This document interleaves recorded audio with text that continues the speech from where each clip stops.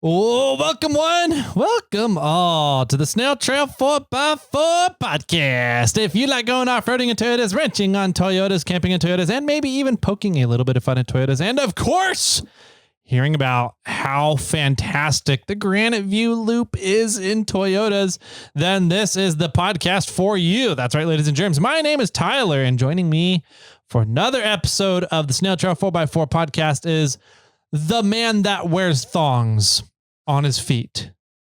You're still wearing your eyes. I am wearing my eyes. Why are you not wearing your eyes? The man who wears eyes on the top of his head and forgets them when it's time to record. The man who going commando does not mean what you think it means. It's the one and only Jimmy Jet. How you doing, bud? Good. Life is good. Good. Yeah, it was so nice to get out. Yes, I agree. Oh, man. I agree. So wonderful. Yep. Loved it. Yeah, super cool. You got to go on a trip. Yes, I got to go on a couple of trips that kind of wound together in one trip. We'll see. No, there were two trips. There were two trips. Okay. You went home. I did go home. Okay. For less than 24 hours. I think it was less than 20. No, it was just over 24 hours. It was like 28 hours, I think. Yeah. Somebody reported that they saw, Richard said he saw you driving down the road. I'm kind of pissed at Richard. Oh. Because he went home. Yes. Yeah, I'm kind of pissed. Richard, if you're listening or watching, which he's probably not, but Neither. Richard, if you are, I'm upset with you, sir. Because I totally saw him on the road. We waved at each other. And I was like, oh, sweet, he's here. I'm going to get to see him. Yeah. No. Asshole. Yeah. Anyways. Oh, well. It's because Richard is antisocial and just wants to wheel. He doesn't want to hang out with people. Quote unquote. I'll leave that one there. Yeah. But anyways, yeah, it was a fun trip. We're going to kind of split this up because we do have kind of two separate trips to talk about, even though we're both out at the same time on the same trail. Yeah, but we didn't. But we were together. We didn't even see each other. Yeah, exactly. We talked on the radio once. We'll get to it. We'll get to it. Okay. Anyways, yeah, we did talk to each other on the radio. Yeah. Mm-hmm. Yep. And then that was it. I mean, we didn't see each other at all. No. You drove past me. You drove past me. No, I was whatever. Yeah. So we have a few trips to talk about. Mm-hmm. Tyler went out on Tuesday for some Adopt a Trail information, which he will discuss, I think, next week at some point. Yep. And then I went out on Wednesday, out onto the Rubicon to meet up with some Cruise Moab people that were attending the Rubathon.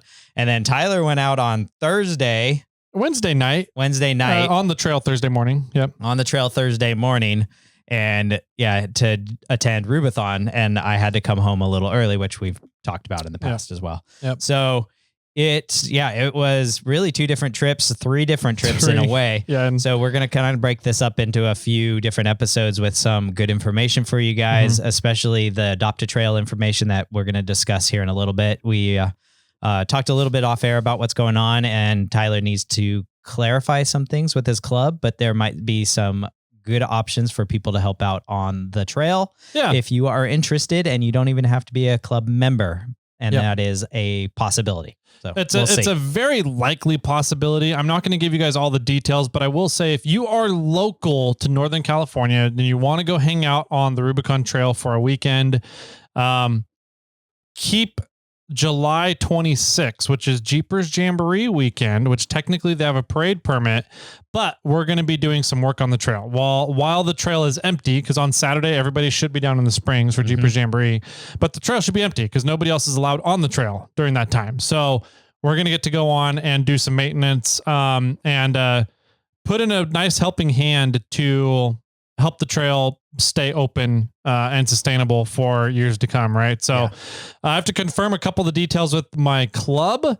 However, keep that date open and we'll let you guys know very shortly if we can open it up to open invite for everybody. Yeah. So keep your ears open next week, possibly, which is when I think we can report about it. Yep, exactly.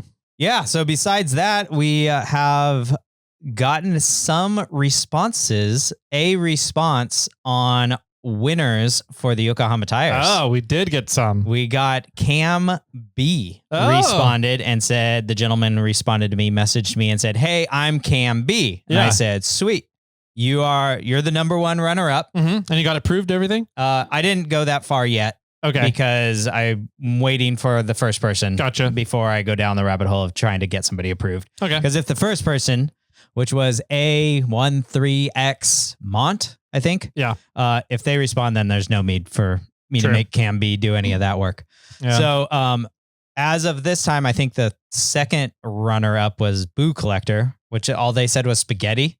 Yeah. And Spaghetti responded to us and said that it wasn't him. Yeah. So Boo Collector, I would still reach out just in case Cam B can't respond or follow up and prove that is them. But you're also, it's like 50-50 at this point. So I would still respond just in case. If you're Boo Collector, message me.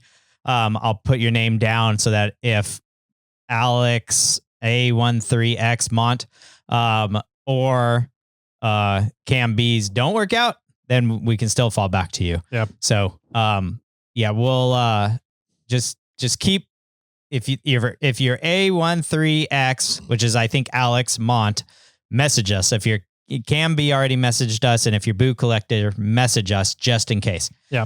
So we got those responses for the Yokohama Tire giveaway, but we are still doing a giveaway for an Onyx Elite membership. So once we get to 800 reviews now, we are going to be giving away an Onyx Elite membership. Thank you, Onyx Off-Road, for giving that to us.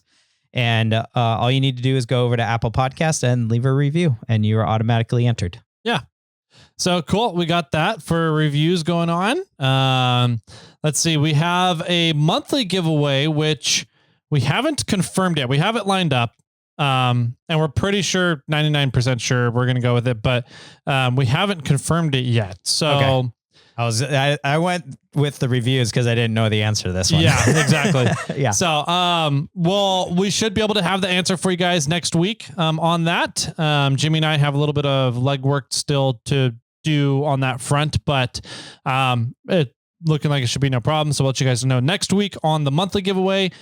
Make sure if you guys enjoy the monthly giveaways and you want a chance to win some cool stuff, that you're signing up for that over at irate4x4.com. So down underneath the SnailTrail4x4 forum is all your sign up options for monthly giveaway stuff, gift boxes when we have it open, and other things. So check that out there. Let's see. What else do we got? Well, all this talk just made me think that actually today is July 1st. Oh, so when we're recording, yeah, when we're recording, but we haven't done the drawing. So maybe we'll get it ready for Thursday or for Monday's episode. Okay. And I'll do it while we're eating lunch. Okay. Sounds good. And then, so on Monday's episode, we'll do the drawing for the party pack, which SnailTrail4x4 is donating. And we'll find a winner for that. So that'll come out on Monday for you guys. But yeah, big thanks to SnailTrail4x4. Go us! Woo! For donating this round's clever audible. And yeah, that's that. Anything else? I think that's about it. I think we take a quick break. We'll hear a little bit from Thursday Onyx about, well, I guess me or Jimmy about Onyx. They're doing some really cool stuff. And I keep reiterating every time I tell somebody about Onyx, it's really cool people who have awesome visions and the drive and want and desire and passion to do things for the off-road industry. So, and I'm working on something in the background right now with them, which I might talk about in the Adopt a Trail program, in the Adopt a Trail episode. Yeah. So keep your ears open. But if you guys are looking for a mapping software to spend money on for a company that does some really awesome things in the off-road industry, hands down, Onyx is the way to go. So you're going to hear a little bit from me and Jimmy about Onyx during the break here. Grab your favorite drink, and we'll be right on back with the Granite View Loop and what Jimmy did for a few days out on the Rubicon. Are you stuck inside? Are you not sure where you want to go to explore? Well, open the Onyx Off-Road app. It shows you all the trails around you, and it tells you their difficulty.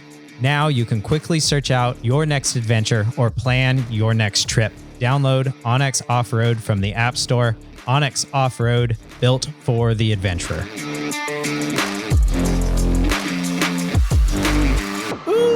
Welcome back, ladies and gentle ladies, and all of the oogly eyeballs out there. did that rattle? Yes, they rattle. Interesting. Okay. So anyways, for those not watching the YouTube land, Jimmy and I have on Eyes. antenna eyes. I don't know. The mini assistant and assistant found these at, I guess, Target. Okay. Out of all places, when they were, I believe they were in search for a wedding anniversary gift. Okay. And they saw these and bought one for me. And checked out and went out to the car. And then the assistant was like, we should probably get one for Tyler. And they got out of the car, went back into the store and bought one for you. So happy my wedding anniversary. Yay. You got a present. I got a present. Which is more than you get for your own wedding anniversary. Very true. So there you go. You get a gift for my wedding anniversary. I like it. Yeah. I like it. So anyways, we're wearing goofy little eye antenna things. I think we wore them on last Friday's snail mail too. This we didn't Friday. mention Tomorrow's. whatever it is. Oh, Yeah. This is Thursday. Okay, yeah. Yeah. Anyways, so you had a trip out on the Rubicon. I did. We had a few trips going on. I did an adopt a trail thing. There's a lot of cool stuff going on with that. I'll fill you guys in next week. I'm excited to hear about that. I haven't had an update at all about it. Oh, cool. And I'm part of the Slow County Crawler group. Oh, yeah. And I don't think they had anybody there. They did not. So I'm curious if they're continuing or not. And then you went and I haven't heard anything about it either. So I want to know like how that happened. How did it go? How did the event happen? Yeah. I just want to know all about it. So I'm excited for that update. Yeah, it'll be good information for Borja as well, because I know he listens to the podcast. Yeah. So we'll get to fill him in on how that meeting went, because he did reply to the email and say the Slow County Crawlers are still interested in maintaining their section. Okay. So, great. Anyways, that'll be next week. We'll fill you in on that. I went out on the Rubicon, had some fun, broke some things. We'll do that next week as well. This week, and before the weekend here, we're going to talk about Jimmy's trip. Yeah. Yeah. And how the lead up went. Did you get Bobcat done? I assume you did because you were out there. Unless you took Samantha and got Samantha done all of a sudden and took that out. I hiked. Or you took the CRV. The 2-wheel drive CRV. Yeah. And then how the whole trip was. So yeah. You made it out, I assume? I made it out. Bobcat made it. Yeah. It wasn't to the wire really, but it definitely went at least a day longer than I expected it to. Just to get everything done. I forgot there was like one missing link that I was waiting for. Like me. Sorry, that's foreshadowing. Future casting there. No, and it was the plumbing was what took the longest for me, because it's not just hooking up the stock connections anymore. It's now I'm putting a new reservoir in and I'm putting the new filter in, and those have new connection styles, new fittings and new ways of working together that I didn't have them, and I didn't know how I was routing any of it and like more or less where it was going to be placed immediately. So I couldn't buy the appropriate like degrees or angles or diameters of tubing for it. Okay. And so once Hussman and I figured out kind of where the reservoir was going to go, and then we figured out where the filter was going to go, a lot of stuff started falling into place. Yeah. Right. And we built the bracket, or we started to build the bracket. We built the base, Hussman and I, and then I built everything else above the base. And it all works fantastic. It holds everything in like very well, sturdy. It's on a few different planes. And then I added a few gussets to the upright, and yeah, it holds great. No complaints there at all.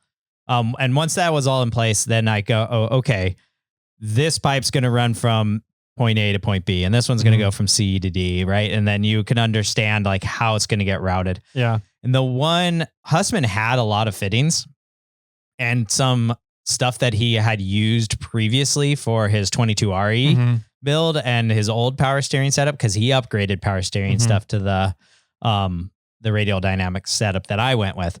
So he had some old hose that was just cut off with still like 90s on them on one end. And I was like, this one would work in this position and this one would work in this position. So I got to reuse some of his old tubing and some of the old fittings, and that worked out well. But the one like bigger hang up was I needed out of the reservoir, which is like a number 10 or like a 5/8 hose, I think, is I needed like a 30 or 45 degree down hose or fitting, not a straight out or not a 90 down. It needed to be at another medium angle. And that was the one I was waiting for because I needed to connect the way that my reservoir and the inlet of the pump worked is that it was too close. They were too close together to run two straights because then the hose would kink. And kinky. Yeah. And a 90 would, it might have worked, but it just wouldn't have been, it wouldn't look as clean. I feel like a 90 would have ran the risk of your hose going straight down into your fender and then having to clear the fender and bending out. I don't know. Yeah. So a 45 or a 30 was optimal. And I was trying to find one that like threaded in to the reservoir and not didn't have an adapter. There wasn't like a straight out adapter and then a 45. Yeah. But I couldn't find any that were going to get here fast enough. So I had to use the fitting that Radial Dynamics gave me. And then I bought an adapter, a 45 off of Amazon that would get here in time. And it was still super close, but I got it to work. And I did get it to work, but it was like, I cut the hose a little long and then fit it up and tightened it down and it was kinked. Right. And then I took the hose off and I cut off like a quarter or half an inch and I put it on. It was still just ever so slightly kinked. And so I pulled it back off and cut off like maybe this time a quarter of an inch and slid it all the way on and it wasn't kinked anymore. Nice. Yeah. And I was like, perfect. So that was that. I was waiting on that to get here. And then it was just a matter of bleeding it and getting it ready. And bleeding it took quite a while because now I was adding a whole bunch of new fluid and there was a lot of parts to go through. I don't think I said it on the last episode, but I actually hooked up the lines to the ram the wrong way. Oh, okay. And so I thought I had bled the system. And then I went to like start turning it. And because I forgot how I think I had it off and I was just kind of cranking back and forth. And then I turned it on and I started cranking back and forth and it didn't want to turn one way, right? Because the lines were backwards. And I was like, dang it. And so I like Googled how to like which one needs to go where because this isn't right. And it was funny because then a YouTube video from SnailTrail4x4 popped up and I was like, huh. And I scrolled through that and I was like, oh, perfect. Right there. Thanks, Jimmy. You're welcome, Jimmy. You know? Good job. And yeah, that was kind of funny. So I watched my own video from like 4 years ago on your first gen 4Runner installing Hydro Assist. Yep. And that answered the question. But unfortunately, then I had to like take it off and it was already like the whole system was pretty bled. And so a lot of fluid dumped out. Didn't need to go buy more fluid. I'd purchased more than enough and connected it all, bled it. It all was working well. I drove it around. It felt fantastic, but I did bore out the power steering pump. And any times I don't have a tack in the truck, but I'm thinking around like 1500 RPMs, the pump starts whining. Yeah. Like the noise that it needs fluid. So it's just like, just does that, like high pitched whining that comes out of the pump. And I'm like, oh man, I don't have time to change this. I don't have, I don't want to, I'm just going to run it. Okay. And bring a spare pump. Yeah. And bring some spare fluid. Yeah. And hopefully it works. Long story short, it did work. But it's still locking up. It's still having the problem of it's locking up. Yeah.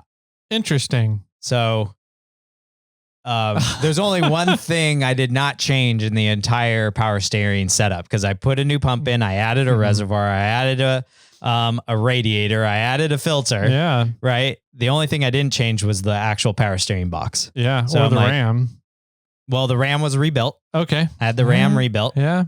So I'm like, okay, power steering box is bad. Must be. So I'm not sure what I'm going to do yet. I need to replace the box one way or another. And I need to get one that I need it drilled and ported or set up so that or drilled and tapped so I can run the RAM. So I don't know if I'm going to buy one, or do it again. but I think that whatever I did last time obviously didn't work well enough. Okay. And so I kind of want to do it myself so I can prove to myself that I can do it. But I'm kind of like, well, I'd rather just buy something and get it going. Yeah. Kind of a scenario. Yeah. Because in middle of July, there's another Rubicon trip that I want to go on with the slow county crawlers, and that'll be fun. So I want to get the truck running better. Yeah. Let's see. So everything was working good. I contacted Brian, 17 Off Road, and said, I'm good. When are we meeting up? And he said, what did he say? 6:30 at Georgetown. I'm like, damn, that's early. Okay. Yep. So I got up there at like 6:20-ish and topped off with gas. There was a few other people that you could tell that were going to be attending the event, not with us, but just going to the event in general. And I was sitting there and waiting. And eventually Andy from the Rising Sun 4x4 Club. Oh, not Beer Andy. Not Beer Andy. Okay. Right, Andy, I don't know his last name, but he's you know who he is. Yeah, he's he's one of the guys from Cruise Moab. I think his wife like runs the what trails are going to be ran and leaders of the trail and things like that. She's also she is the TLCA. I always mix that up. TLCA treasurer. Okay. Yep. So they showed up because they stayed in Placerville, I believe, the night before, and then drive out there. And so we both beat Brian. Okay. And we're like, what the hell? And I texted him and I was like, here, when I pulled up, and he was like, I am in Cool. And I was like, okay. So it'd be like another 20 minutes. 20 minutes out. Yeah. And so he filled up and then we went on our way. Our goal was to get to the spillway before the wagon run started. Okay. And we accomplished that. Nice. But Andy's brother, Tim, broke a rear axle shaft. And he has Tacoma he has a first gen Tacoma quad cab with a custom bed on the back. Okay. But he has a diamond axle, I believe it is, with full float axle shafts. Yeah. And so it's a custom axle shaft at this point. He's like, anybody have a spare? I'm like, oh, nope. I don't know anybody that has a spare. Yeah. So so Andy said when we get to the spillway, he's saying bye to his brother, and his brother is going to start driving home because he didn't want to be a liability or have any problems. Yeah.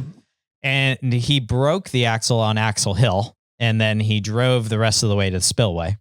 Okay. And I think he just got frustrated because when we got there, he was like, yeah, I'm going on. I'm going to continue back. I'm just not going to do any hard wheeling. Yeah. It's going to be 3-wheel drive. Like front wheels are both, are locked, and the rear one's a single tire fire now. So it'll be what it is. So it did. And he did fantastic.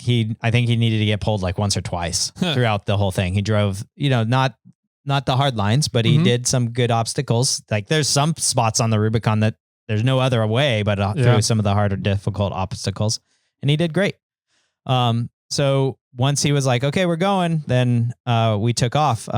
At the spillway, there was a whole bunch of people loading up and getting ready and everything. And then Richard was there. Yeah. And I was like, hey, Richard, good to see you. Long time. Richard was out on Pritchett with me 2 years ago, and then he kind of led Pritchett with you last year.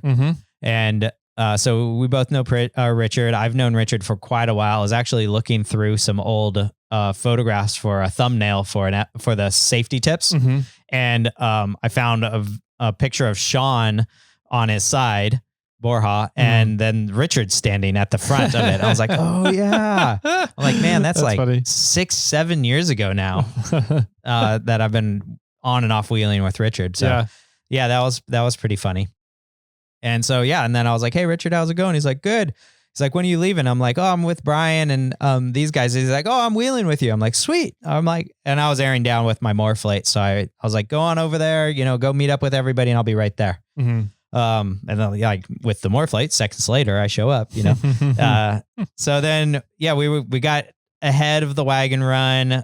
We wheeled pretty nonchalantly, pretty relaxed, a little slow. So Brian let his son James drive, and you could tell James just had it in low and just was putting along. And I was kind of like, oh God, let's get going. We need to stay ahead of this run. Yeah. So not a lot happened on the way in. I met up with the people I met up with. So I met up with Brian and Andy in Georgetown. I met up with Richard right at the spillway, and then we met up with Derek, who has a third gen pickup that is pretty much a buggy at this point. I think you wheeled. Oh, I don't think he wheeled Pritchett this year. He wheeled Pritchett with me last year, but it wasn't done as much. Okay. And so he's full 1-tonned it front and rear. It's 3-linked and 4-linked. It's back halved. And then it's like on 16-inch ORIs in the front, and I think 16-inch coils in the rear. Okay. It's nice. Yeah. It's bob-sided. Jeez. Okay. Not bob-sided, boat-sided. Boat-sided. Okay. Yeah. It's a really cool rig, and it fucking crawls. It's so good. And then we met up with Tim, who has a solid axed first gen Tacoma, the quad cab and the custom bed. And then we met up with Daniel, who went. He was on my Pritchett run. He was on your Pritchett run. He was on my Pritchett run. He's got a first gen 4Runner. Yep.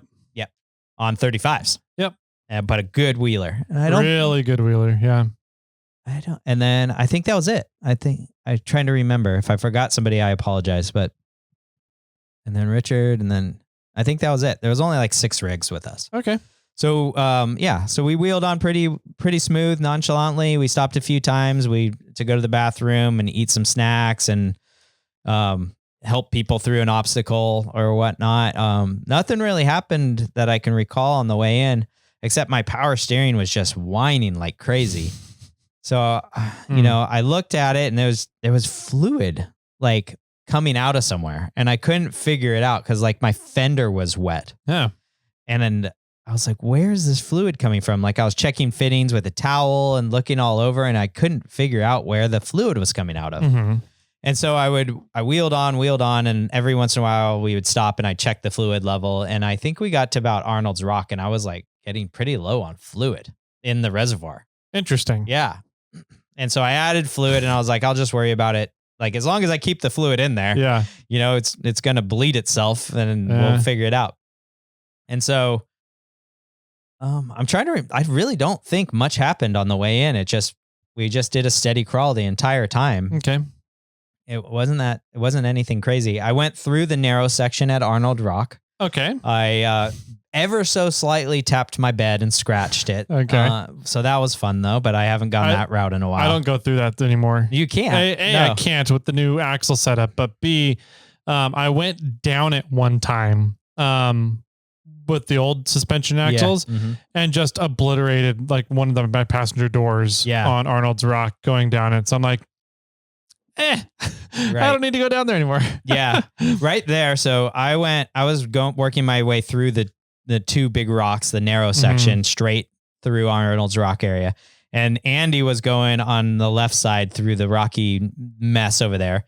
And he diffed out on his front and somehow like reversed and got himself diffed out on his rear and turtled all at the same time. So he was just like, front diff was hitting, so he couldn't go forward. Rear diff was hitting, so he couldn't go backwards. And he had a boulder underneath like his T-case. Couldn't go anywhere. Pretty much was like no tires on the ground. Yeah.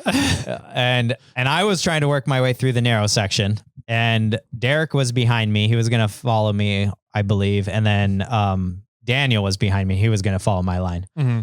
And then Tim was in front of us, and I kept it took me like 5 or 6 minutes. It felt like a really long time to try to get through that narrow section.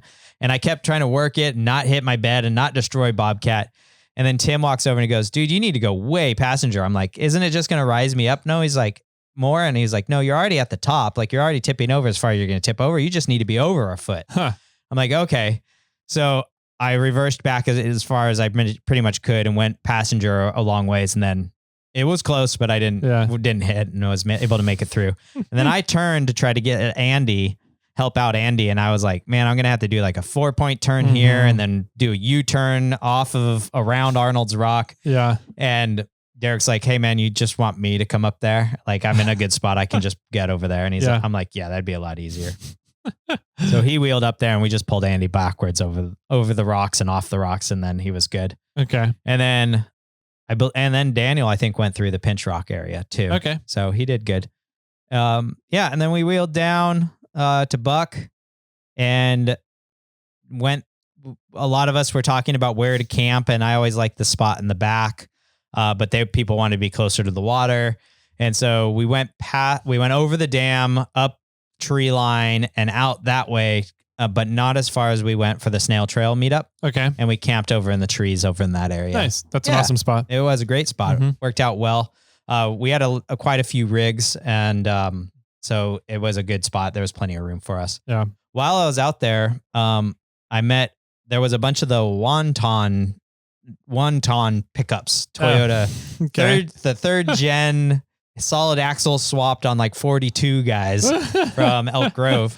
Okay.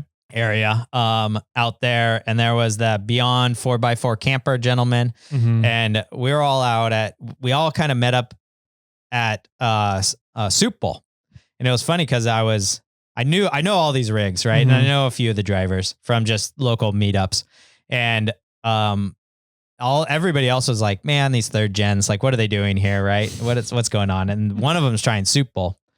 And I was like, yeah, they'll make it. Like, don't worry. They're long and they have big tires. Like they're not gonna have a problem. Are these third gen Tacomas or third gen pickups? Third gen Tacomas. Okay. Yeah. It's that crowd. Okay. Right? Yep. And so I go walk up to say hi to them. You know, they're really nice people. They're good. They're good people. But you look at these rigs and you're like, man, why are you on the Rubicon? Yeah. Like, it's like you're big, you're expensive. Obviously you've built your rigs very well and skilled. Yeah. But it's like, I don't know. It's sort of a Jeep and it's almost Toyota like the thing. Dozer of the rock crawling world, kind right? of in a way, but they wheel great. I mean, they wheel fantastic. They're good, and they built their rigs to handle it, right? And so, but it was funny. So I was walking up there, and then everybody was like, "Jimmy, hey, what'd you get here? That's funny. We were literally just talking about you." I'm like, "What?" And he's like, yeah, Mateo from Tacoma Beast is here with us, and we're doing a film of the Rubicon with him and our rigs. That's and funny. He was asking for more history on the Rubicon, and we were like, you need to go listen to Jimmy's podcast. Nice. Yeah. And I was like, oh, cool. And that I've met Mateo before, and it was funny because I had my glasses on, and I was talking to him, and everybody's like, this is Jimmy. You need to talk to him about the history stuff. And I started talking to him, and then I lifted my glasses up and I started talking about him, and I just saw him like focus on me. He's like, we've met before. And I was like, yeah, we've met a few times. Like I know, like I understand this life, like I live the life to some smaller extent. Yeah. And he's like, Overland Expo West, like 5 years ago. I'm like, actually, I think we did meet there too. Yeah. And he's like, wow. And so talked with him a little bit, and he was like, dude, I'd love to, understand more about the Rubicon, but now's not the time, and I was like, just go listen to our podcast, to be honest. Like that episode, like I can talk about it, but listening to that episode, you're going to learn so much more. Yeah. He's like, cool. And so, one of them wanted to do Soup Bowl, and I was in the way. Okay. And so I was like, well, let me move my truck. And where did I move my truck? To the top of Soup Bowl? To the top of Soup Bowl. Okay. One shot at it. Nice. No problem. Did barely spun a tire, but then stalled on the big rock. Oh, on the other side. On the big FU rock on the other side. Yeah. I'm like, where's that big rock? And the truck's like, and I stalled. And I was like, found it. I'm like, which way? Hard driver or hard passenger? And they're like, back up and go hard driver. I'm like, okay. And so, pulled off right after that. And then, Richard tried it and he got denied, which he was like, that's the only time I've ever been denied. I'm like, yeah, it's just a hard obstacle for FJ80s for some reason. Yeah. It's just a wheelbase game. Yeah. And then Derek did it in one shot with his like buggy Toyota pickup. And then he did Soup Kitchen one shot. Yep. No problem. And then I don't think anybody else tried in our group. No, Daniel tried, but he got denied. He needed 37s, and I think he would have made it. Yeah. That was about his only issue. He was already hitting his slider and his belly by the time he was not even up at the top of that rock. Yeah. So he just didn't have the height to get him to the top to crank over. Yeah. So we tried a few times. We tried moving his rear end on, hard passenger and moving the rear end all the way driver, and it just wasn't lining up right. Yeah. And with 35s, that's one of the spots where you really just need ground clearance to get on over that little ledge there. Yeah. Or you have to be able to go straight up the wall. Yes. And that's really a game of departure angle, which again, the first gen foreigners don't have. So not a bottom bed scenario. Yeah. I don't think anybody else tried. Brian didn't do it. Andy didn't do it. I don't think Tim tried it because he was 3-wheeling it. So I think after that, we were like, let's just get ahead of these guys. Yeah. And so we wheeled on, and by the time we got down to Arnold's Rock, we were pretty well ahead of everybody. We wheeled all the way to Buck, like I said, all the way to the far side. That was really it on that day that was going on. So we made camp. They had planned to do so that was Wednesday. They had planned to do like a group dinner on Thursday, but we got to Buck so early. They're kind of like, you just want to do the group dinner now? And it was funny. It was one of those, one of the things I've learned about the Rubicon is if you have time, take advantage of the time. Yeah. So he was like, do you want to do it today or do you want to do it tomorrow? Yeah. And it's like, we don't know exactly when we're going to be off the trail tomorrow. We don't know how long things are going to take or any of that. And, it could be quick, it could be long. Like we don't know. And we have the time right now. Yep. Let's just take advantage of the time right now and let's do the dinner tonight. And then he's like, oh, that's a good point. Yep. And so we did carnitas and tacos, and we had some chips and all the fixings and a few different hot sauces. I didn't know they were doing this, or I would have brought some fun hot sauces out. And they were like, hey, don't cook your dinner tonight. We have plenty of food, more than enough for everybody. And they did. They had a whole bunch of food. We all ate like kings and had a great time and sat around the fire. And we were all pretty exhausted because we got up really late or really early in the morning. I think I was up at like 4:30. Jeez. And we wheeled, wheeling there took a few hours, 4 or 5 hours, I think, because we're just going at our own pace, trying to stay ahead of everybody. And then we went to bed that night. But something I didn't say is that the Tacoma group, like, pretty much camped in the same spot as us, but up just slightly higher than where we were. Brian we called it the VIP spot, because there was a little bit of room for 1 or 2 trucks up there, and he took it, and everybody else wanted to camp down in the shade. And I was hammock camping it, so I needed the trees, and he was more exposed, so I went down below. But then the Tacoma group kind of pulled in right behind him. Okay. And they were chopping wood forever, and they were like, cooking up a storm. And I was like, man, I can just tell these guys are going to rage all night. And they didn't. They were very courteous, very good. Nice. Like, didn't hear them at all. Like, if anything, they were sitting around a moderate fire, hanging out and just chilling. Nice. And being like, very, very, cool. Very cool.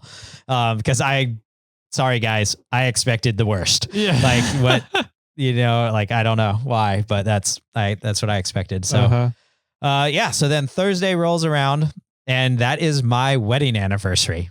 Yeah. I was out. My wife, the assistant, let me go out alone without her on our wedding anniversary.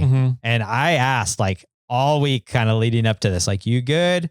And we had a lot going on because the mini assistant was at Tech Week. So every single day she needed to go to Tech. The assistant was doing the Vacation Bible School stuff, VBS, with her church. And so she was working afternoons. Tech is on afternoons. Our wedding anniversary was that week. And then the play performances were Friday, Saturday, and Sunday. So it was just a crazy week for us. And I'm like, you sure? Like, there's a lot going on. Like, you sure you don't want me to stay and help out? And she was kind of like, no, I think we're fine. We've got it figured out, and we have grandparents. If worst case scenario happens, that they can help out. Like, go have fun. I'm like, it's our wedding anniversary. Like, are you sure? Yeah. Like, I'm going to come home and still be married, right? Like, is this okay? And she's like, we'll go out to dinner on Saturday. I'm like, okay, like, sure. So so Thursday was our wedding anniversary. I woke up, was chill. Like, nobody around us had a Starlink, but the Tacoma guys did. Okay. And so that morning I went up to the Tacoma guys and I went to talk to Kit and I was like, hey, like, you said, is your Starlink up and running? I would love to send a text to my wife if I can. And he's like, oh, I ran out of batteries last night. Cause he has it's like an M18 setup. Yeah. And he's like, yeah, I'm out of batteries. I'm like, can't you just hook it to your car? Yeah. Like, how's that work? You know? And I was thinking that. I was like, oh, okay, no worries. And then I know Mudrack was down at Buck and I was like, well, maybe I'll ask Mudrack.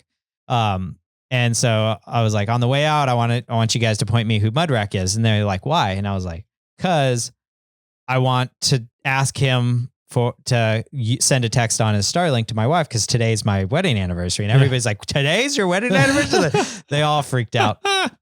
So yeah. But while I was up with the Tacoma guys, I hung out there till I finished my coffee. I was talking to them, talked to Mateo for quite a while. And it was funny because like we were talking and people would walk up to us and be like, we should have mic'd you guys up. I was like, yeah. And then like the guy would walk away and we continue to talk and then he would come back. They would come back. Somebody else would see us and go, we should have mic'd you guys up. Because we were talking about some, like he was asking me stuff about the trail and I was telling him about history and things. And then I was asking him about history of Tacoma Beast. So I asked him, and I would love to get him on so he could tell this story in his own words. But I asked him about the graffiti in Moab. Okay. Right. Do you remember that? So here's the media way that it was portrayed. Tacoma Beast was out in Moab and they were filming and Tacoma Beast engraved on a rock. His abbreviation is like TM. It's like TCM BST. Something like TCM BST. And then like a diamond or like the little like ghost face or whatever on a rock, right? And they're like, Tacoma Beast is defacing Moab. Yeah, you know, they're they're engraving in rocks. You know, like how dare they? And so I asked him, like, I'm like, hey, we're not being recorded right now. We're not like nobody's even like really listening to us. Like, tell me this story. Yeah, right. Because I'm only hearing what the media is saying, you know, social media and everything of like what's going on. And he's like, dude, he's like, that was fucked. Like it was like that day, everything was just wild. He's like, we went out and recorded. He's like, it wasn't me, but it was us. Okay. And it was a contractor I hired, a guy that I hired to shoot video and stuff. And he did it. And I admit that like this happened, but it was nothing like the media said it to be. Okay. He said it was weird because like we got home, I downloaded all the footage and everything and I sent it off to an editor and I said, hey, post a photo. I'm going offline for 24 hours. I'm going to do a deep clean on my truck and I'm not going to look at social media at all. Right. For like 24 hours. So like, if you need to get a hold of me, call or whatever, like I'm not answering, like I'm just going to be offline.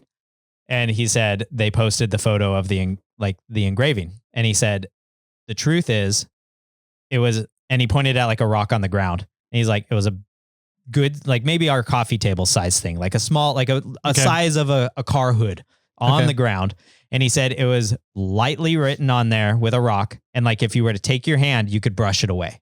Oh, right. And somebody drew it on this rock and they snapped a photo of it because he thought it was cool. And they didn't really worry about it because like a tire going over it or the wind blowing or something the next rain would wash it all away.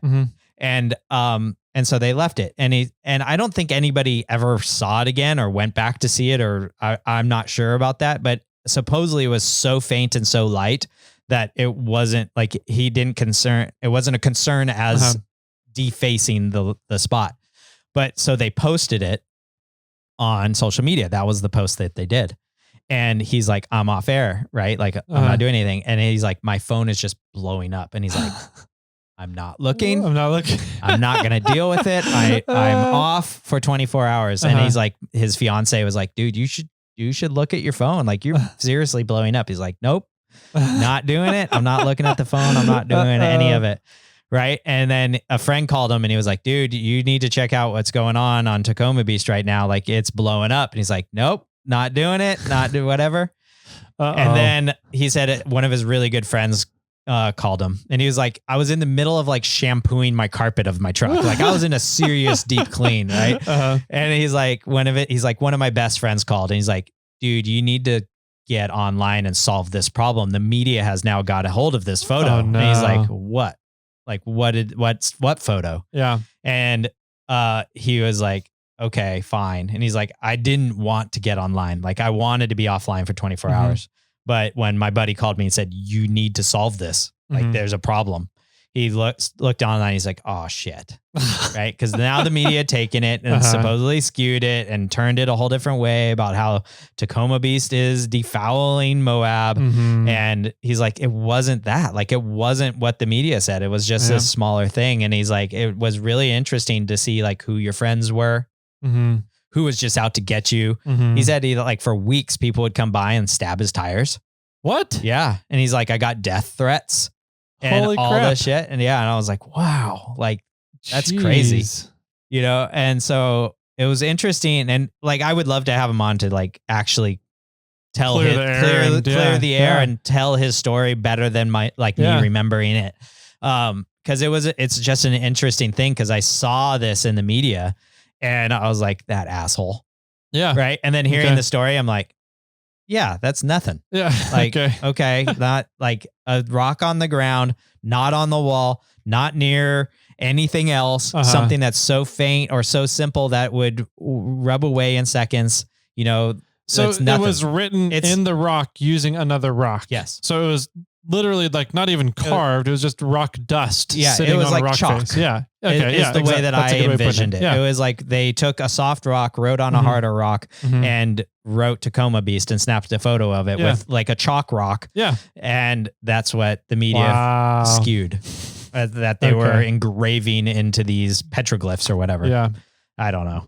So it was really good to sit down and chat with him and like get an understanding. And then we talked a lot about the history of how he started because he's from like Ecuador and how he came up and how he started Tacoma Beast and how him and Breland from Yoda Mafia used to work together. And then they kind of just went two different ways and they're still buddies. And I always thought that they were like mortal enemies. And just because they're both like, I think Breland's from Tallahassee, Florida, and he's from like, I think it's Miami or like somewhere around there. Like, I'm like, you guys are both from Florida. You're both pushing Toyota stuff. You're both doing Tacoma Toyota stuff. You both started brands. You both started warehouses. Like, I thought you guys were mortal enemies. So he's like, no, we used to do meetups together and everything. Like we're friends. We just haven't talked in a while. And I was like, oh, interesting. So it was just kind of fun to like understand more of his side of the story. Okay. Anyways, let's get to the fun stuff. So we ended up, after talking to them, I went back down. I made another coffee. I finished my breakfast. We ended up packing up. There was a lot of people were kind of like, I've been driving a lot. I've been wheeling a lot. I'm tired. I don't want to wheel anymore. I'm not interested in going on the Granite Loop. Oh, bad decision. Richard was like, fuck you guys. I'm wheeling. Right. Of course. Knowing Richard. Yep. And then we talked one of the guys, we talked Daniel into going. Yep. And I was like, I'm indifferent. If somebody's going, I'll go.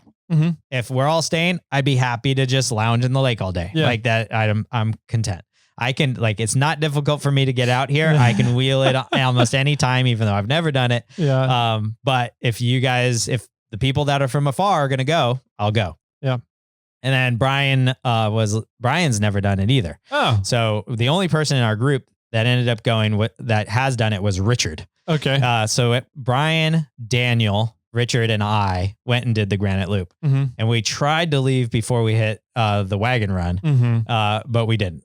So we wheeled out of our campground and we wheeled up to pretty much roughly the top of the tree line. Okay. And then we hit the wagon run. Okay. Actually, we hit Mudrack's group. Okay. And then we're like, well, maybe we can get behind Mudrack's group and then get out of there. before the wagon run, and they were like back to back. And I said I wanted to get an introduction to Mudrack so I could talk to him about Starlink. But on the way out, just as we were leaving, Brian was like, "Hey, I forgot I have an InReach, so you can send a message with InReach." And I said, "Okay, we'll do it when we get back." So I didn't need to worry about Mudrack. And so we got held up for like 20, 30 minutes at the top of tree line, just trying to get through, pushing people through. At some point we went, like I was able to sneak through and I wheeled down tree line, but then I couldn't get through that boulder section because rigs were coming at me. And then Richard's like, I'm just going to start directing traffic. Like I'm going to help these people through because the faster I can get them through, then the faster we can get past. Yep. I was like, totally. So we helped them down the wall, through the rocks to tree line. And then one of their guys was on the other end of tree line. Okay. So we wheeled all the way back to Granite Loop. We wheeled down the Granite Loop and then to the water. We got out at the water, hung out, let the dogs drink, chilled, washed our faces and hands and just relaxed for a little bit. And then we wheeled on. And so we were wheeling.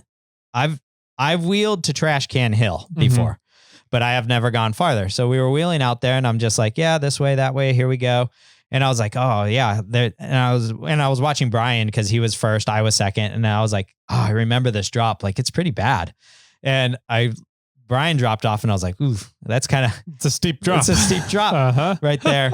And I was like, well, if he did it, I can do it. And so I dropped and I pulled a Pritchett. I rolled over, my springs unloaded, my tire came off the ground, and I was like, well, here's where I roll. It's finally happening. And the Bobcat stopped. Wow. Yeah. I was on 3 wheels. One of them was like chest height, the one off the ground. Daniel was right behind me and he was like, got on the radio and he was like, hey, you okay? You okay? And I was like, yeah, can somebody pull me down? And Brian didn't realize what was going on, but he was like nosing down Trash Can Hill at that point. He like looked into his mirror and he's like, oh gosh, like he's like, your tire was up like at the sun. And I was like, yeah, that's what it felt like. Daniel like put a tire or his foot on my wheel or grabbed my bumper or something and just the rig came down. And I was like, you okay? And he's like, yeah. I'm like, okay, I'm going to drive out of it. Yeah. And he's like, okay. And I drove out.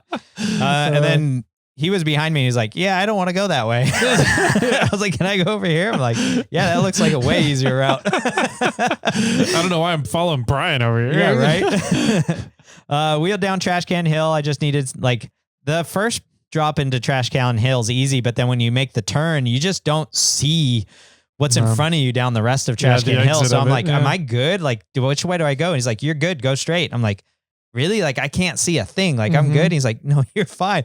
And granted, my adrenaline was running because like just up the hill, I was like almost about to roll. So I just, 100 feet farther forward, I don't want to roll again. So, wheeled down that, eventually got down to the kiosk or the cabin down there.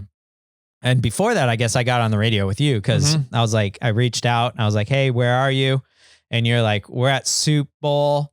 We've already had to pull the welder out. We're going kind of slow. Some people want to play on Soup Bowl.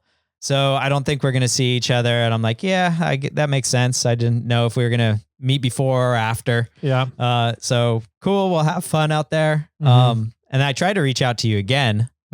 Are we going to get to that later? We can get to it now. Okay.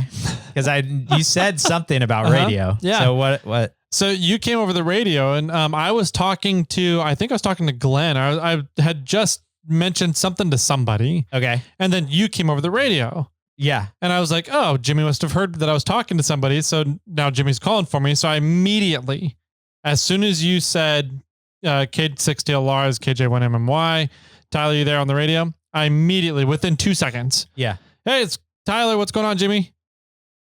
And then nothing. Silence. And I was like, hey, Jimmy, this is Tyler. I'm on the Ruby. Jimmy, go for Tyler. K6TLR. Interesting. Nothing. And then Glenn came over the radio and was like, hey, Tyler, I have questions for you. Interesting. Yeah. Huh. Yeah, I don't know. Maybe you were on the Ruby channel, not on the 805? I was on Ruby. After the very first time we talked, I was on Ruby Plus. Okay. Yeah. And then you said, hey, go to Ruby. And then I went to Ruby. Interesting. And then I never heard from you since for the most part. I wonder if Ruby was having some issues because there was another time when I was talking with Glenn, I think, but I was in the Springs, and Ruby like wasn't getting out on my handheld or my truck radio. So I had to switch over to the 805 and I got Glenn. And I was like, hey, do you know, is there something going on with the repeater? And he was like, no, let me just switch over and we'll try it again. And when he switched over to try it, it was working just fine. And like John Arns was at Spider. And so I talked to John too. I was like, hey, I think there's something going on with the repeater. And me and Glenn are going to test it real quick. We'll get back to you. We tested and everything was working fine then. And I was like, yeah, it's weird. It's like intermittently going out. Yeah, I don't know. I wonder if that went out at that time. Maybe. Yeah. Cause I swear I saw you, like we were on the backside of the Granite Bowl at one point and I tried to reach out to you and you didn't respond. And I was like, I see a neon green 4Runner going down Indian Trail right now. Yeah. Daniel said, I talked with Daniel in the Springs. Yeah. And he goes, yeah, we're pretty sure we saw a neon green 4Runner going down Indian Trail. And I was like, yep, if that's when Jimmy called out, that's exactly when it was. Yeah. I was going down Indian Trail. So yeah. Yeah. I don't know. I also, I was on your guys' GRMRS channel randomly. Okay. So occasionally I was hearing you guys do things. So I tried to reach out with the GRMRS on my handheld from within Bobcat. Okay. I just don't think it reached. Yeah. But I was able to receive on the GMRS and I could hear you guys intermittently. So gotcha. Yeah. I don't know why that was. That's weird. That, or maybe I just need to check my connection on the back of the radio or something. Maybe something's coming loose. Maybe. But, I was on Ruby on my, mobile most of the time. Okay. And I was on the GRMS channels on the handheld. Okay. Because I figured, well, I'm closest to these guys. And if I wanted to reach out, I wanted to listen in. Yeah. I'm actually second guessing changing or stopping my APRS setup. Just because I want a boosted second channel more.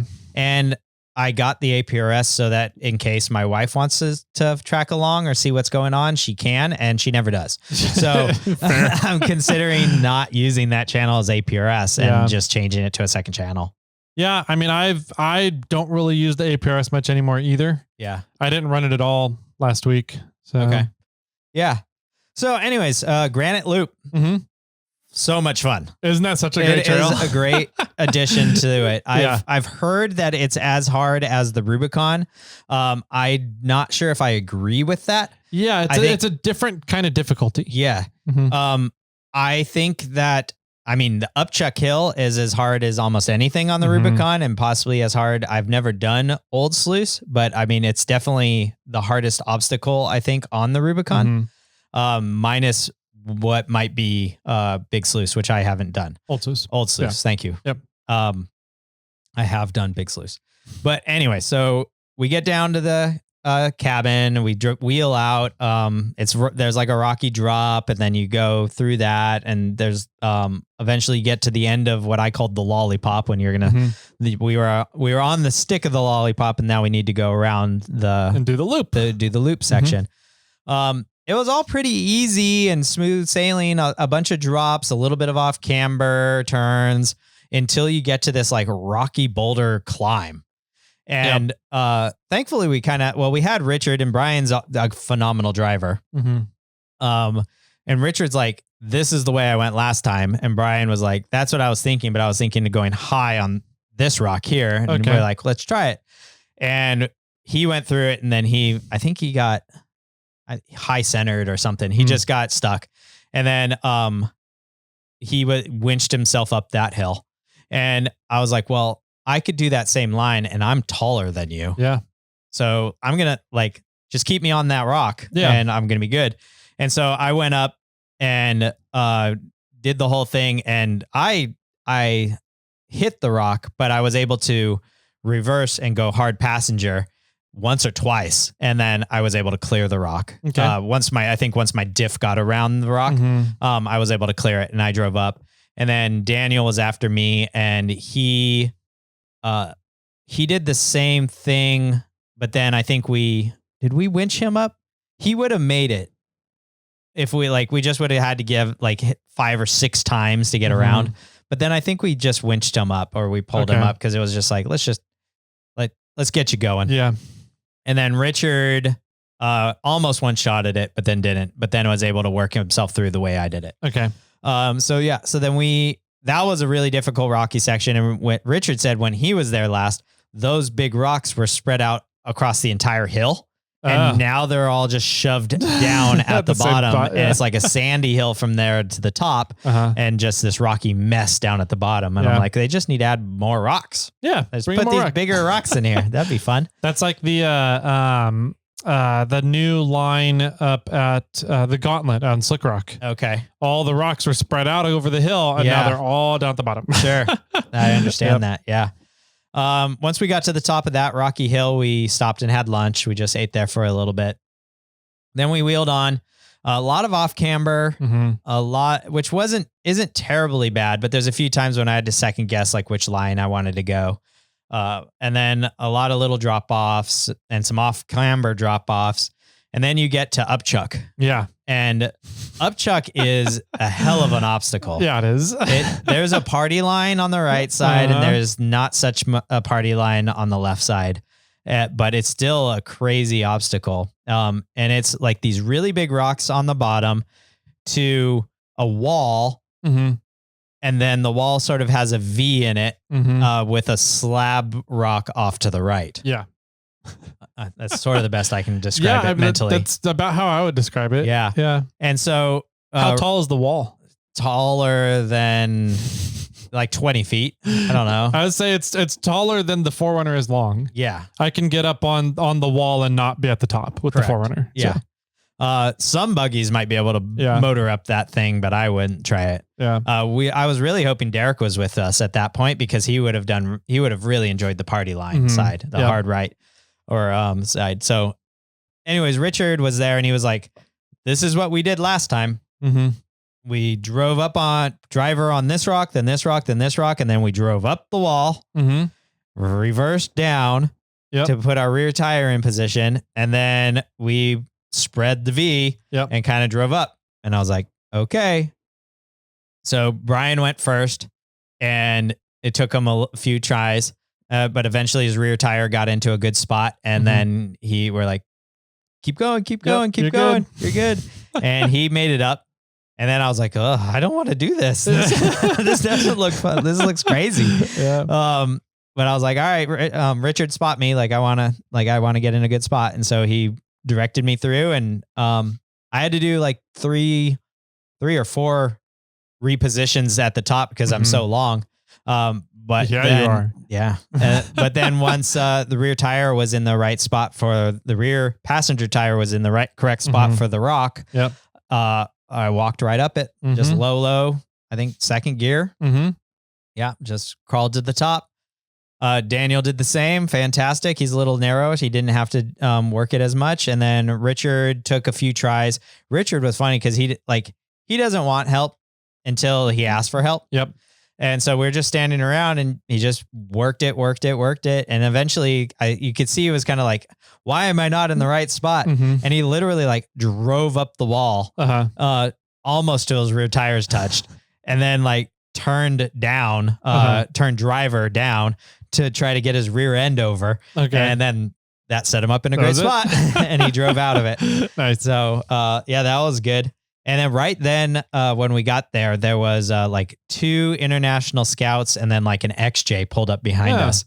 And they're pretty well built, big tires, like heavy duty motors. Like you could tell they've been motoring for a little bit. And we're kind of like, do we let them go? Do we wait? Like, what do we do? And we're like, well, let's watch the first guy and see how he does. And then if he walks it, we're going to wait and we'll let them all go. Yeah. He didn't walk it. He had to reverse and do a few tries and we're like, all right, let's just go. Okay. And we didn't see them the rest of the trip. So we did see him on the way out and I was like, hey, how'd you guys like the Granite Loop and that upchuck hill? And they're like, man, that was an obstacle. It took us a few times. All 3 of us needed to winch up it. Oh, wow. And I was like, oh, okay. I was like, you weren't watching what we were doing? Like, nope. Apparently not. Yeah. So then, it was good. We, the rest of the way out was fairly simple after that. Just some ledges, some downhills, more off camber. Some tight spots. Some really narrow spots at times. tight between rocks and tight between trees. And some mail. Yeah. Is it to us? Snail Trail podcast and more. Oh, okay. All right. Maybe we'll open those on Monday. Yeah. And so, yeah, not much else to report there. I think no real carnage from any of us on the Granite Loop. Mhm. Yeah. That's one of the things I like about the Granite Loop is if you have 35s, you're locked front and rear and have gearing, you can pretty much make it through the Granite Loop without a lot of carnage. Yeah. You're not really getting bound up. It's just some really big ledges and a lot of spots that put you in weird positions, but not like dangerous positions. Sure. It's an awesome mix of risk and fun. Okay. That I think Desmond and Scott were able to lay down and absolutely come out with this route. Yeah. It was really cool. So, let me backtrack. There was a little bit of carnage. Oh, okay. When you were talking, I was like, oh yeah. So I don't know. It was before Upchuck, but after the Rocky Hill. Okay. There's this one hill that you go up that's carved out in the middle.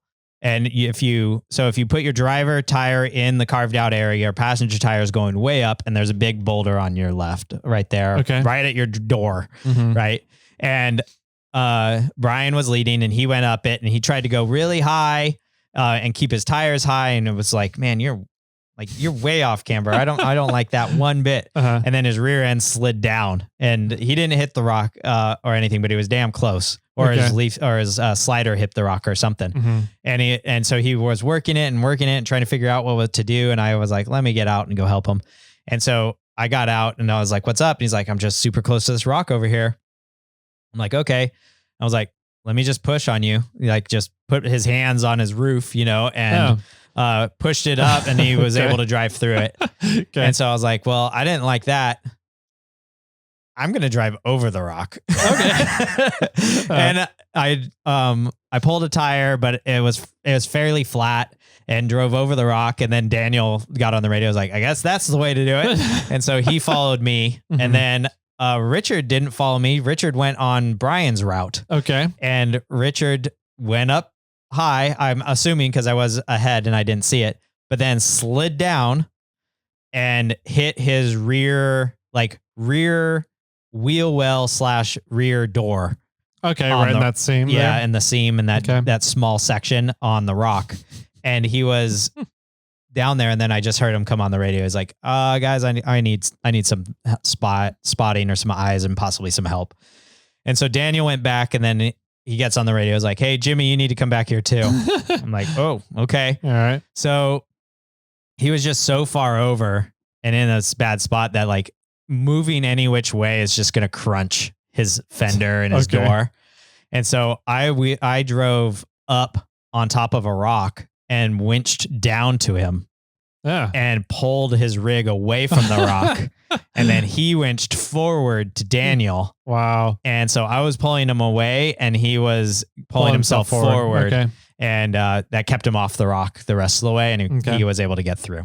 All right. So that was the big instant. Did his door still open afterwards? Yeah, his door still worked. It wasn't like he said as soon as he came off the rock, the fender must have came out a little because it looked way worse when it was in the rock than it did afterwards. Okay. And so he was like, yeah, it's not that bad. So that was the biggest carnage and biggest incident out there. Okay. So after Upchuck, we wheeled out. Richard did, he either high centered or diffed out and just needed a small tug forward. And it was one of those, like, he probably could have solved himself, but he was like, just get me off this rock. Okay. Was he just having a bad day or was he just like done with the day? I don't know. Yeah. I don't know if he was tired or just didn't pay attention at that moment or what. I'm not sure. So Daniel quickly pulled him forward and off the rock or whatever it was. And we wheeled on and wheeled out. No problems. Drove back. Yeah, no problems. Lot of people at the Springs. Yeah. That Buck when we were driving through. Every campsite was taken. Wow. I heard on the radio, just on an alternative channel, that was somebody. At first, I thought it was our channel, and I was like, hey, when you get near camp, call us because somebody took our camp and we had to get another one. And I was like, what? Oh, no. Like, you guys have been at camp all day. Like, Yeah, what's going on? Where'd you guys go? And then somebody gets back on the radio. I was like, okay, I'll let you know when I'm close. And I looked down and it was the second channel was going on, which I think was like 18 at this time or something like that. And so I was like, damn, that sucks. And so, yeah, wheeled through, tons of people down at Buck, everything. And got back to camp, no problems. Went up tree line, had a good time there. Drove. It was funny. I like hit tree line in like 4.7 first gear, and it was bouncing me all over the place. Really? Tried to hit it in low third gear, and it was bouncing me all over the place. And I was like, man, I went low first gear and let it idle and walked right up. And it was funny because there was a group of guys like camped right at the top of there, and then you just saw them like pull their chairs out and like start watching, you know, and I was like bounce. And then eventually I was like crawl, and they're like, you know, like watching me, and I was like, sometimes it's less speed is better. And they're like, sometimes. Talked to them for a hot second, then wheeled back to camp, and there was so much food left over from the entire the taco thing that they did tacos again. Nice. The next night, and I was like, it was funny because I came home and I was like, I didn't eat anything. I had all this food left over. Yeah, it was fun. Got to hang out. We got back to camp. I went to wash up because I was just dirty and filthy and sweaty and hot. And I jumped in Buck Island Lake. It was cold, but I eventually got used to it, and I swam to the nearest island. And I was like, that wasn't that bad. And so I tracked myself back. It took me 4 minutes of continuous swimming to get back to shore. And so I think it was about like 200, 300 yards ish away. And so, yeah, it was a good little swim. And it was funny because Andy, I was like, man, it's so cold. I might need, CPR if I go under the water. And he's like, I'll save you, Jimmy. And I was like, okay. And I went under the water and was just hanging out in shore. And I was like, am I still close enough you could save me? And he was like, yeah. And then I swam out about halfway. And he's like, I can't save you anymore, Jimmy. You're on your own. I was like, okay. And that's why I went all the way to the island and back. So that was funny. The first night, we went to bed super early. Like, I think I was in bed by like 9:30 the first night. And the second night, I think we stayed up till about 11. Just hanging out. We had a propane fire pit. We're just sitting there, just shooting the shit, talking, sharing stories, talking about the day, all the normal stuff that happens around a campfire. So that was good. The next day they wanted wheels up pretty early. Because they wanted to beat the breakfast run. That's what I was trying to think of what run was left. The breakfast run was left, and then maybe Mudrack's run was then 2. I think Mudrack was still there. He was there Thursday when we went through. Sorry. So Mudrack stayed. So we hit 2 other runs on the way out, and then the breakfast run and Mudrack's run was on Friday. Yeah. I think that's so we hit both of those on the way out. And we're like, damn it. Like, if we were 30 minutes earlier, we would have been good. So that's when we did a lot of the telling people to get through the run and everything. Okay. There's some people that just shouldn't be out on that trail. Yep, I agree. There was a guy in like a really stock 40 that was dropped off one of the ledges there just before tree line. And you could see he was like looking at me like, what do I do? And I'm like, don't do anything. Like, just stay there for a minute. He was like completely twisted up on 3 wheels, way off camber from where he needs to be. And I was looking at him kind of like, we put a little bit of weight on this side. You could drive out of this. Like, you're not far from the ledge. Like, you're good. And then some guy that was in Mudrack's group that has like an accent, like Austrian or German or something. He's like, let's just put a rope on him and pull him over. I'm like, that would do it. That would be the best. And so they did that. And then it was funny because then once it flattened out, you heard Mudrack go, all right, look at the obstacle ahead of you. Think about what line you want to choose. Just like, this guy needs to be babied and walked through the entire trail. Like, I don't know how he got to Buck Island Lake in one piece, but he needs love going out. Met up with one of the breakfast crew, the guy that was leading the breakfast crew. His son was wheeling a like 40 on 31s, manual steering. Ugh. I think it had a lunchbox locker in it. Jeez. And he was like, this thing's rad. It goes everywhere. It's doing so good. And it was funny because I was just like, the guy was killing it. It was doing fantastic, you know, and he was having fun with it. So I was like, good for you. But the other guy, not so much. Jeez. Yeah. So Richard and I wheeled out, which is why you were upset, Richard, but it was nice to have a buddy. I went a little slower than I normally would wheel. Richard we were just nonchalant, just cruising. We hit so much traffic though. I can imagine. Man, we trying to go upstream on Friday. I think we left at like 8:20 in the morning to try to beat the runs out, and we didn't. It took us like over half an hour to get past everybody at Buck. Jeez. And then we had all kinds of traffic on the way. Like we were salmon running it. It was just, it felt like that. And I forgot we got to the trailhead like 4 to 4.5 hours later. That's not terrible. It's not terrible, but definitely not preferred. Yeah, well, and it was just, that's how much traffic was there. Yeah. Like, cause Richard and I are both good drivers. We know how to drive. We know how to, continue to move the trail along. And, we know when we need to run or we need to slow down. And, there was so much traffic that, a lot of times people pulled off for us, but sometimes we had to pull off for others. And, yeah, it was chaos. There was a lot of people out on the trail. There's a lot of people out on the trail that had no idea that the Rubicon was going on. Somebody was like, we were at like Whale Bones, and I was like, how far are you guys going? You going to the Springs? And they're like, yeah, we're thinking about it. I'm like, oh, cool. You part of Rubicon? And they're like, no, what's that? I'm like, well, then there's no camping for you at the Springs. Yeah, don't go to the Springs. Don't go to the Springs. They're like, what? I'm like, there's an event going on this weekend to the Toyota Land Cruisers Association Rubicon, and the Rubicon is reserved entirely, or the Rubicon Springs is reserved for Rubicon. Yeah. There's maybe some outskirts at like Dirty Dozen or something that are going to be open, but pretty much all of Rubicon Springs is taken. Yeah. And they're like, oh, thanks for telling us. Like, yeah, you're welcome. Anytime. Yeah. I'd find somewhere near Buck. But yeah, tons of people. We met a lot of people that knew the Rubicon was going on, and they were like, we're trying to be behind the run and only go to Buck. And I was like, smart. Okay, that works. Yeah. There was some guy that lost, like broke a tire or a wheel or something, and he had to run from like winter camp ish back to the spillway. I met that guy.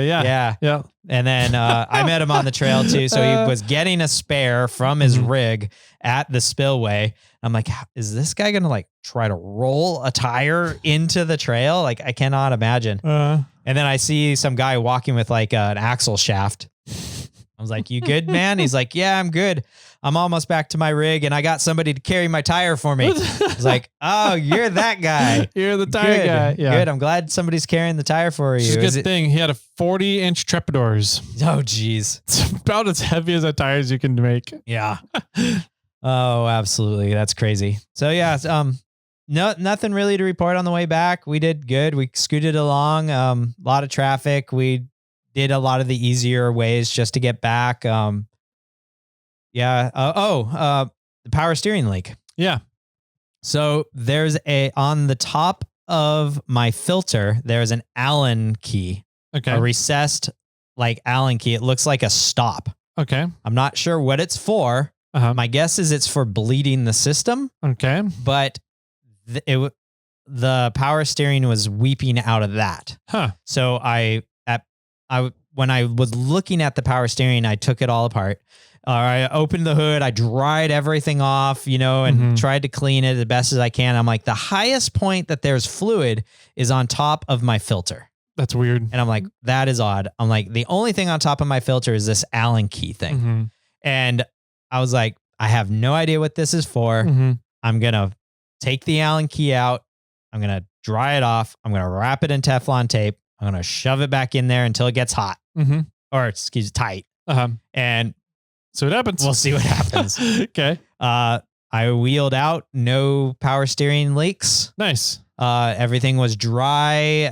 Nothing was wet on the outside of the power steering. Everything was good, but it was still whining at me and it was still locking up primarily when I turn right. Yeah.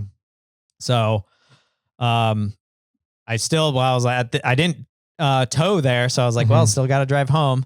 So drove all the way home. No problems. Actually, for a long time, or it felt great wheeling down Wentworth Springs. I was cruising like 65, 70. I'm like, wow, like tires balanced or something happened. Oh, I forgot. On my drive in to Buck on that day, when I got to Buck and I was like setting up camp, it took me forever. I took this hammock tent thing that I haven't used in like 10 years and I completely forgot how to set it up. So like setting up my tent, just everybody was like, you good over there? I'm like, yeah, just try to figure it out. Like an hour later. Jimmy, you good over there? Yeah, you still good over there? I'm like, yeah, I'm almost there. And it's totally confusing because it has a footprint. It has like a rain fly. And the rain fly and footprint can be used by itself. Oh, or you can set up a tent on the inside, or you can set it up as a hammock tent. So it has like 3 or 4 ways that you can set this thing up. Yeah. And so it just got confusing about where do I need to put the pole to use it in this configuration. Yeah. So while I was setting up my tent and just like sitting down and staring at the tent, trying to figure things out, I look at Bobcat and I'm looking at the power steering thing and I go, my rim's not supposed to look like that. And I called Derek over. I'm like, hey, look at my wheels. Tell me if you see anything funny. And he's like looking. And he's like, I don't see anything. And I like point at the inside bead had been bent way out. And I must have came out on something because the outside bead was fine, but the inside bead was bent like crazy. So luckily I didn't like snake bite a tire or anything. So I backed Bobcat off. We took the tire off. I got a big hammer, small sledge, pounded it back down.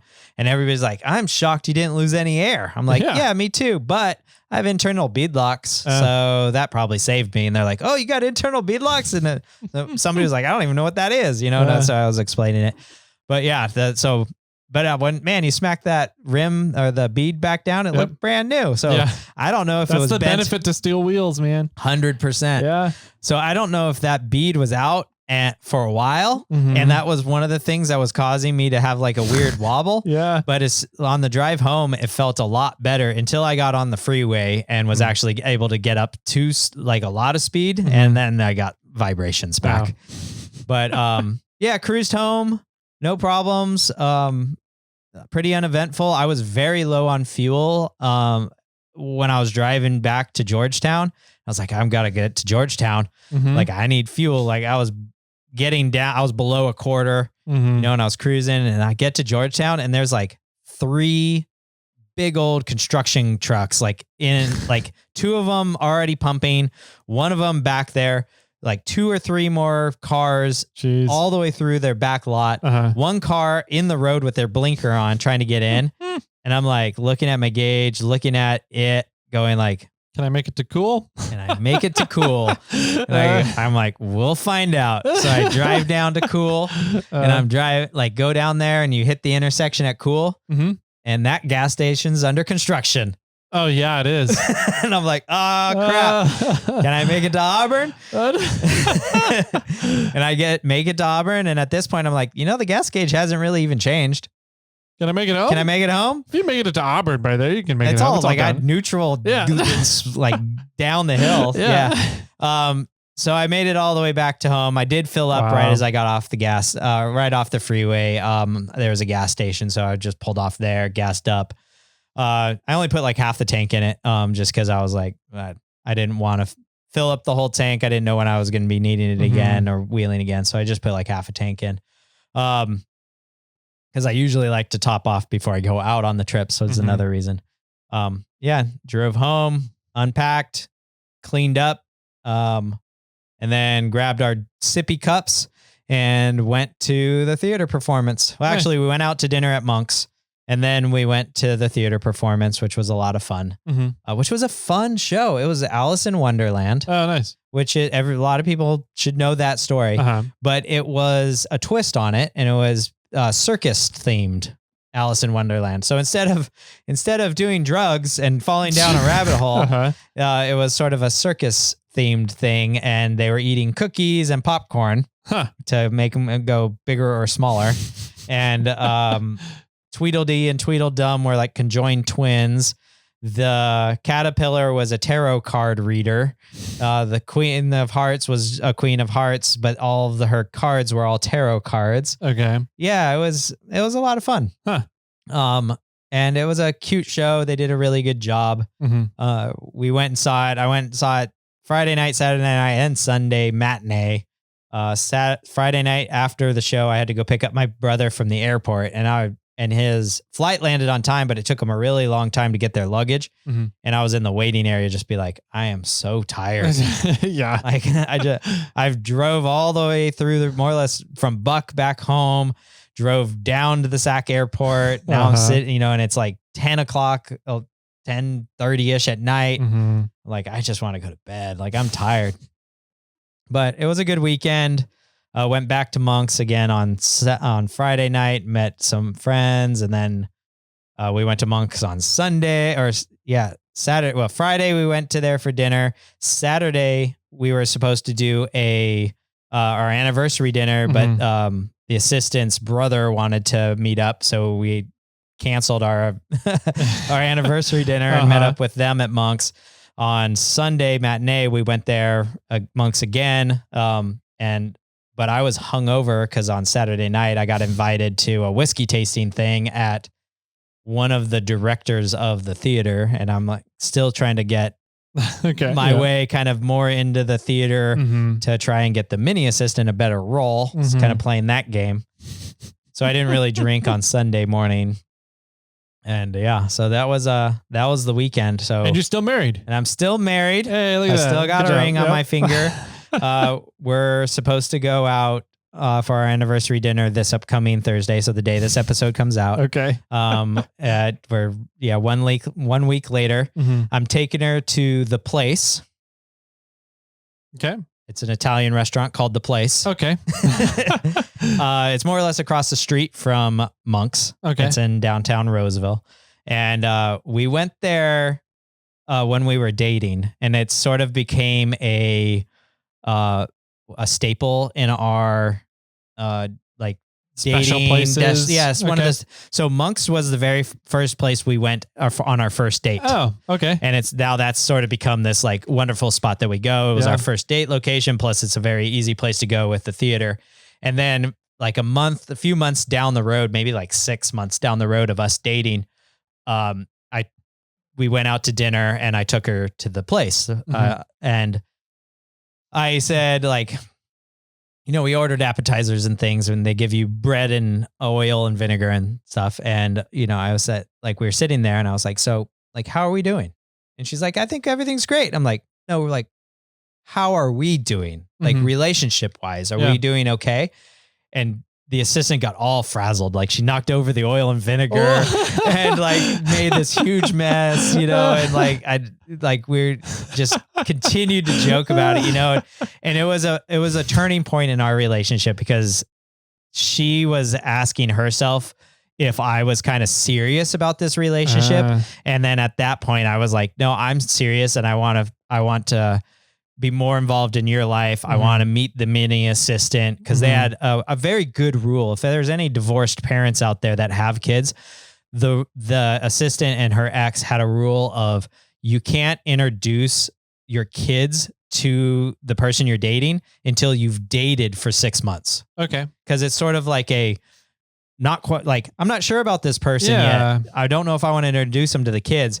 When 6 months rolled around, you really are in more of a relationship at that point. So, or if you're going to be in or out. Right. Yeah. And so, at the 6 month mark was coming up, and she had told me that, I'm not introducing you to the mini assistant until we hit 6 months. And this was around 6 months. And so I really came out to her saying like, I'm more interested. I'm interested in this relationship. I want to be more involved in this relationship. I want to meet your daughter. I want to, be a part of this. And that was a good turning point for her because she was kind of like, I don't know where this guy stands. Like, because a lot of our relationship was the assistant was doing her master's program. So at night she was working, doing school and stuff. And I was very involved in off-roading and still am. But like at that point in time, you know, I was gone a lot. I was working on Bobcat or any of the rigs, and I was filming and doing a whole bunch of editing. And it actually really worked out well for us because we could leave our independent lives, but then we would still get together when we had free time. And so we went to the place, and when the assistant spilled the wine, it was this turning point in our relationship. So it wasn't necessarily one of our anniversary spots, but it's a location that's important in our relationship. So we're going back to the place on Thursday for our anniversary dinner. Very cool. Yeah. So, and then I'll ask her how we doing, and we'll see if she spills everything on the table and makes a mess, and we'll continue to live our lives from there. Yeah. But yeah, so the trip was great. I really enjoyed the Granite Loop. I think it's one of those things that if you haven't done it, you should absolutely do it, especially if you're a local and you haven't done it. It's just a fun addition. You know, it's like I have the trail more or less memorized, and it was a lot of fun to go do something new. And it's a fun obstacle. It took us like 5 hours from Buck to do the Granite Loop. So it's a solid day of wheeling from where, like, if you're going from Spider or from Buck, it's a solid day of wheeling for you. So don't think it's like a 1 or 2 hour thing. It's a good chunk of trail, and it's a good, some really good obstacles. Upchuck is no joke. That is a serious obstacle. One thing, they did have the trail well marked, a lot of arrows in places. They also had a ton of anchor points if you do need to winch. There's a lot of that there as well. So do carry a winch with you. If you're not going to make Upchuck, you're going to have to winch up that one. Yep, for sure. There's no bypasses on that entire trail. There's none. You have to do all the obstacles. Yep. So that was fun.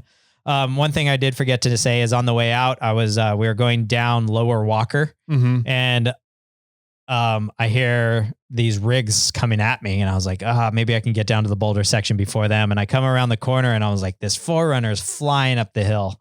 Right now, looking at it, I'm like, I know that 4th gen 4Runner. 4th Dimitri? Yep. And then I look down, like I get far enough. I just keep going at that point because I'm like, it's fucking Dimitri. Like I'm going to make him pull over. And he pulls up the slab, and he pulls up, and then he immediately recognizes me and Bobcat. And we stop and we talk a little bit. And then I look down, and then there's Ben from Descent down in the Rocky section. And then there's in the what? 550, the GX 550 or LX. I think it's the GX 550 because we don't have the LX. Okay. And then down below was Brennan from Trail 4Runner. And then they had another guy in an 80. I'm not sure who that guy was. But it was funny just running into those guys out on the trail. Yeah. And, you know, and I happened to randomly be on their GMRS channel. I don't know how that happened, but because I heard them talking about just Toyota stuff on the way in, I'm like, I'm going to just eavesdrop on these guys. And then I realized it was them once I caught up to them. And so then when I was leaving, you know, I was talking to Brennan, and I was like, dude, this is rad. I'm glad you're out on the trail. Like super stoked for you to be here. It's been a long time coming, you know, and we're talking about just things that were going on in the industry and everything. And so it was funny to run into all those guys. Nice. So yeah, that was fun. Ran into a lot of people out there. There was a lot of people. A lot of people recognize Bobcat. A lot of people recognize SnailTrail4x4 and my shirt and me. And it was a fun time. And I'm excited to hear your story, which we'll talk about on Monday, about your adventure in and everything that was going on at the Springs and what you did, which you guys heard about the activities that were happening on last Monday's episode. So that was my trip. It was good. Yeah. I guess the only thing, I didn't really have any carnage or anything except for that scratch through Arnold's Rock. And then I still need to figure out the power steering. Yeah. So that's about it.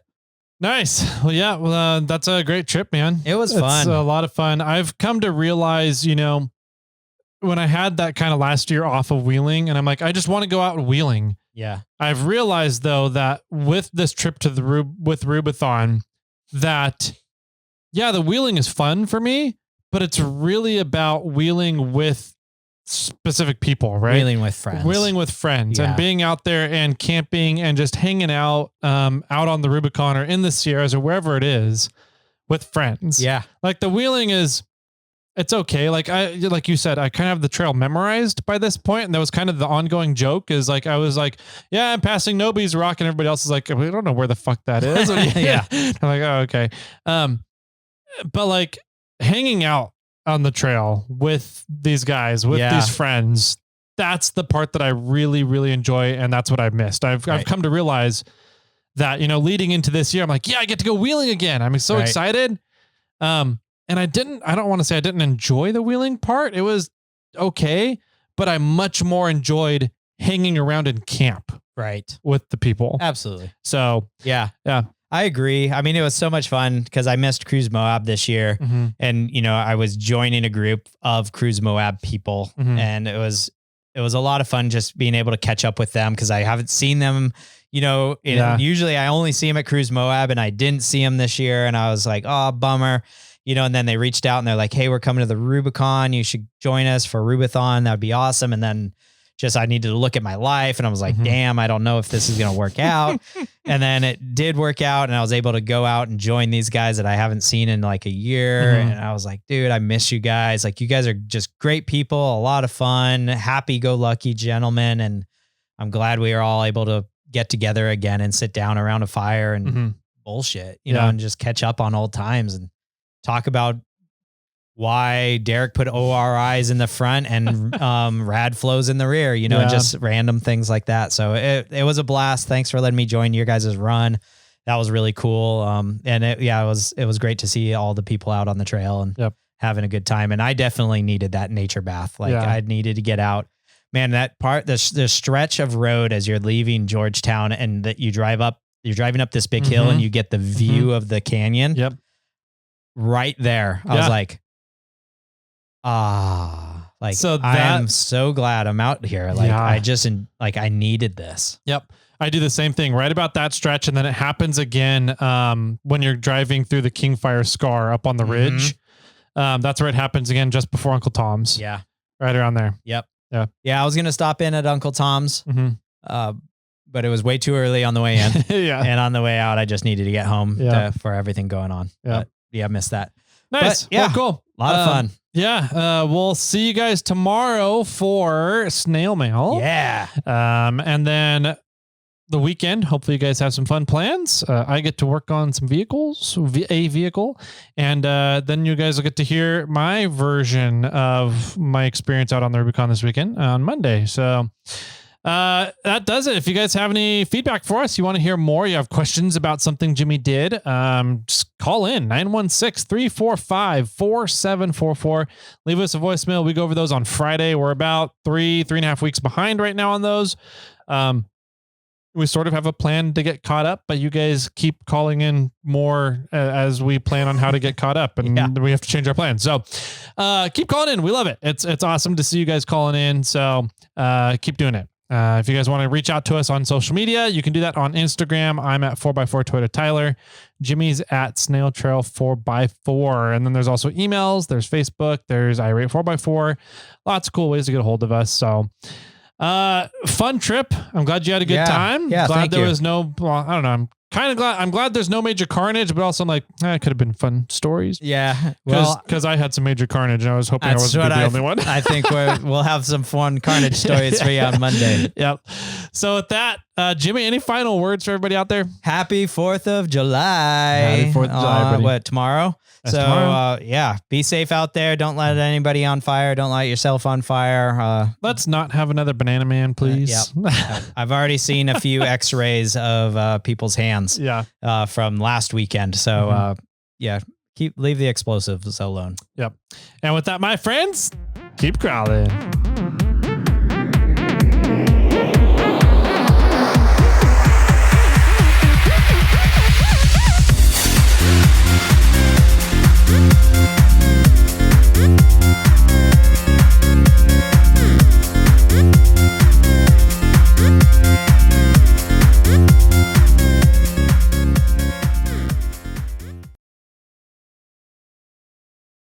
I got one for you.